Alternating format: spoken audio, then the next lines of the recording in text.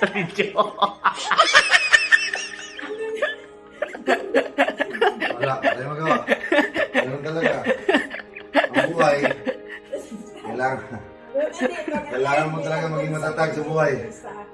Kasi, pwede tayong maging katulad ng ganito. Dating nakatayo, biglang natumba. Pero hindi ibig sabihin na natumba ka, katapusan mo na. Kahit natumba ka, may karapatan ka pa rin tumayo. Yes. Dahil hindi ibig sabihin, talo ka.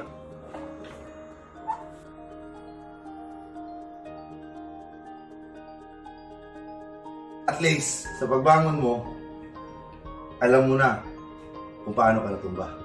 At hindi mo na uulitin nang matumba ulit at lalaban ka ulit hanggang may panalo mo. Ganun lang yun. Kailangan mo lang mag-focus.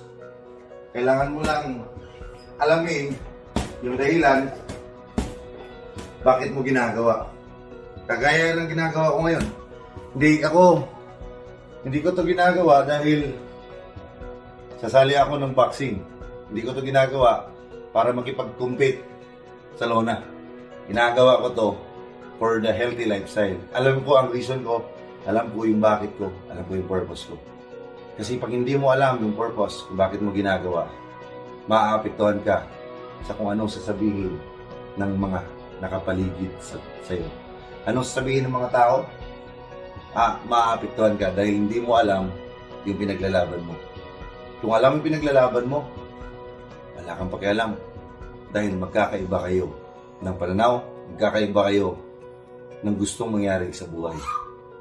So, you need to know your purpose. You need to know your goal. You need to know the system na ginagalawan mo and make strategy out of that system so that you can achieve your goal and purpose.